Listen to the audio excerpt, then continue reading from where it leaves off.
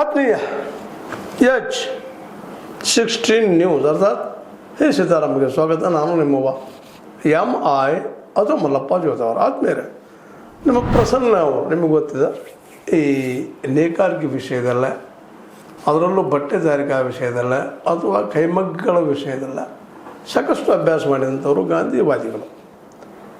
ಈ ಪ್ರಸನ್ನ ಅವರು ತಮ್ಮೊಂದು ಲೇಖ ಬರಿತಾ ಇತ್ತೀಚೆಗೆ ಏನಪ್ಪ ಅಂತಂದರೆ ಈ ಕೈಮಗ್ಗ ಉಳಿದ್ರೆ ದೇಶ ಉಳಿತೈತಿ ಅನ್ನುವಂಥ ಮಾತನ್ನು ಮಾತಾಡಿದ್ದಾರೆ.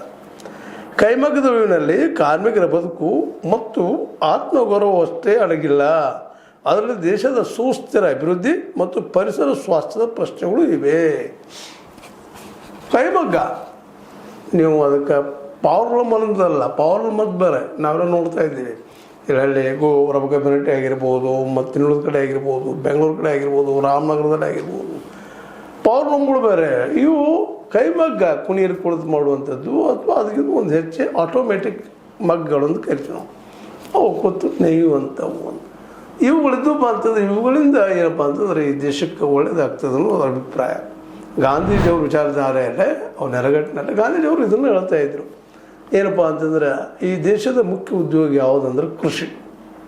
ಅದರ ನಂತರದಲ್ಲಿರುವಂಥದ್ದು ಎರಡನೇದು ಯಾವುದಪ್ಪ ಅಂದ್ರೆ ಬಟ್ಟೆನ ಮೈ ಮುಚ್ಚುವಂಥದ್ದು. ನಾವು ನಮ್ಮ ದೇಶ ನಾವು ಇಲ್ಲೇ ಅದನ್ನು ಬೆಳೆದ ನಾವು ಉತ್ಪಾದನೆ ಮಾಡಿ ನಮ್ಮ ಉಡುಪನ್ನು ತಯಾರಿಸ್ಕೊಂಡು ಹಂಚ್ಕೋಬೇಕು, ಹಾಕೋಬೇಕು ಅಂತ.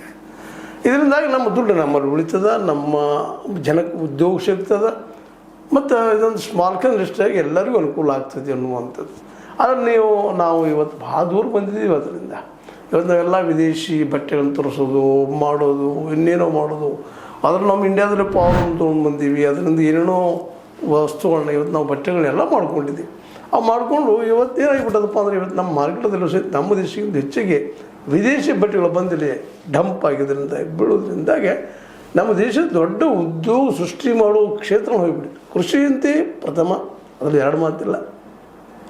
ಈ ದೇಶದ ಸರ್ವರೂ ಆ ಕೃಷಿಯಿಂದ ನಾವು ಬದುಕೋಕ್ಕೆ ಸಾಧ್ಯ. ಯಾಕಂದರೆ ಕೃಷಿ ಅಷ್ಟು ದೊಡ್ಡ ವಿಶಾಲವಾದಂಥ ಒಂದು ಕ್ಷೇತ್ರ. ಅದನ್ನು ನಂಬಿ ಬದುಕುವಂಥವ್ರು ಇವತ್ತು ಸಾಕಷ್ಟು ಕೋಟಿಗಳಲ್ಲಿದ್ದಾರೆ, ಲಕ್ಷ ಕೋಟಿಗಳಲ್ಲಿದ್ದಾರೆ.